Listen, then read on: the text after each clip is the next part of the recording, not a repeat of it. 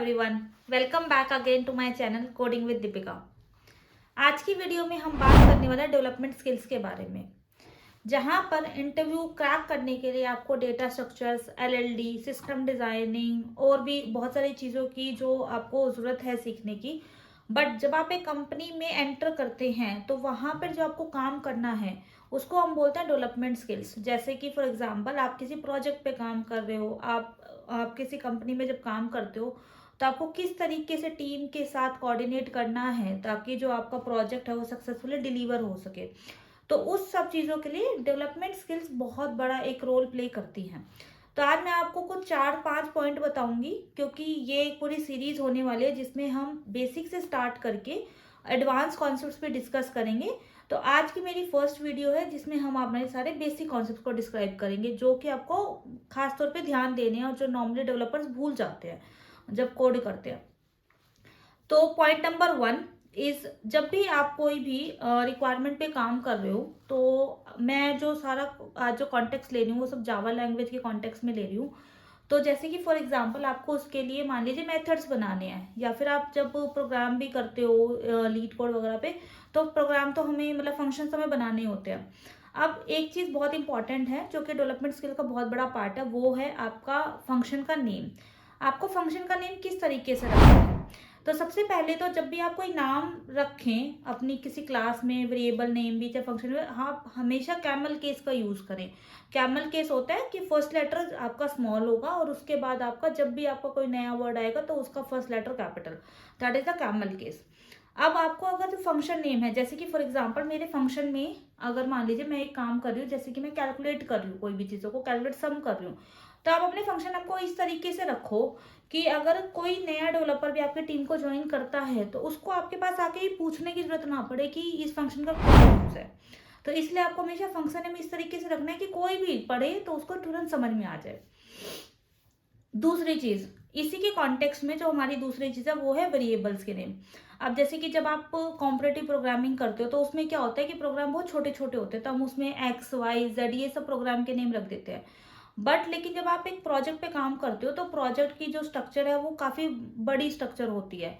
तो उस चीज में जब आप वेरिएबल के नाम रखते हो तो आपको किस चीज का ध्यान रखना है कि जैसे आपने, जैसे कि फॉर एग्जांपल मान लीजिए मेरे एक फंक्शन है, उसमें मैं चेक कर रही हूँ कि कोई कॉल मेरी इंटरनल कॉल है या मेरी एक्सटर्नल कॉल है, तो आप वेरिएबल नेम भी इस तरीके से रखिए कि is external call, is internal call, कि कोई भी पढ़ रहा हो तो उसको तुरंत समझ में आ जाए कि इस वेरिएबल में मेरी वैल्यू क्या स्टोर होगी।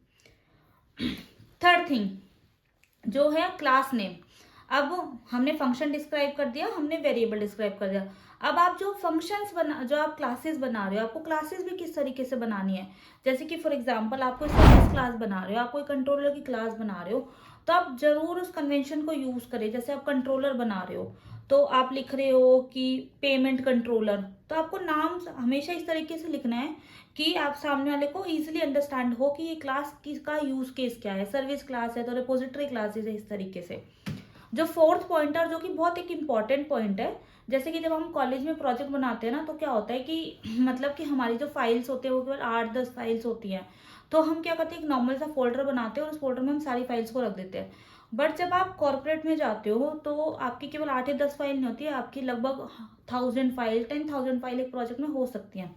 तब आपको अपने कोड को ना स्ट्रक्चर रखना बहुत जरूरी है, क्योंकि आपके साथ साथ और भी आपकी पूरी टीम उस चीज पे काम कर रही है। तो आपको उसके लिए क्या करना है, जैसे कि कुछ हमारे प्रोजेक्ट की जो हमारे टूल्स होते हैं लाइक ग्रेडल हो गया, मेवन हो गया, तो ये क्या करते हैं ना, ये एक प्रोजेक्ट की स्ट्रक्चर बना के देते हैं आपको कि आपको कंट्रोलर की क्लासेज जो हैं वो आपको एक फोल्डर में रखनी है, आपको सारी सर्विस की क्लासेस एक फोल्डर में रखनी है, मॉडल क्लासेस जैसे जो नॉर्मल जावा क्लास है वो आपका एक फोल्डर होना चाहिए, एपीआई इसको लेके एक फोल्डर होना चाहिए। तो इस तरीके से आपको अपने प्रोजेक्ट्स के स्ट्रक्चर को मेंटेन करनी है।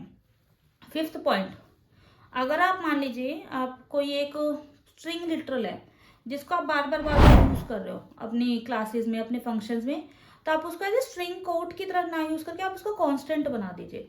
जिससे कि क्या होगा, आपको एक ही बार वो कांस्टेंट बनाना होगा और आप उस कांस्टेंट को थ्रू आउट द प्रोजेक्ट कहीं पर भी यूज कर सकते हो।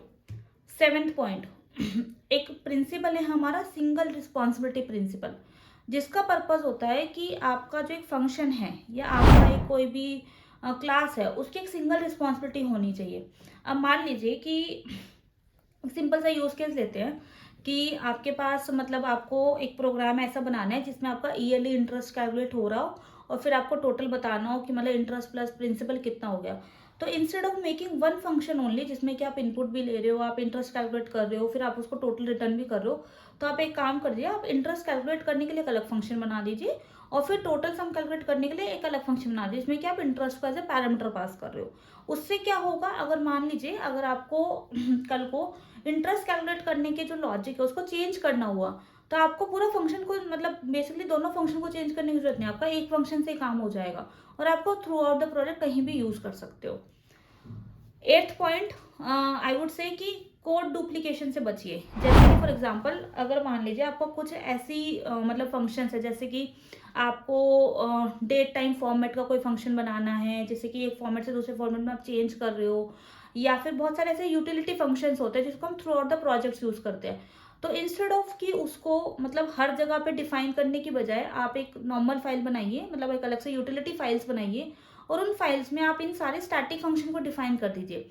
उससे क्या होगा ना, उससे आपको जहां पर भी आप उसको यूज करना है तो आपको फंक्शन को कॉलिंग करना पड़ेगा। अब बहुत सारे लोग क्या करते हैं ना कि बहुत सारी फाइल्स में मतलब उन सारे फंक्शंस को डिफाइन करते हैं अलग अलग जहां जरूरत पड़ती है।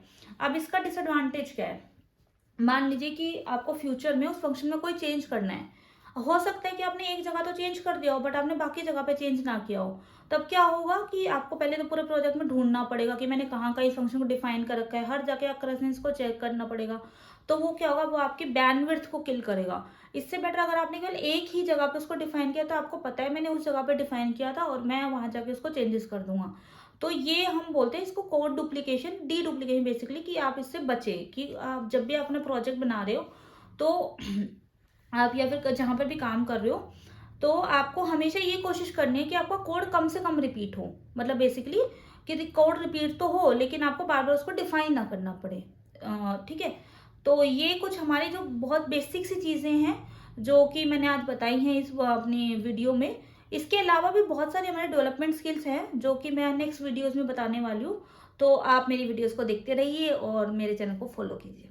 Thank you.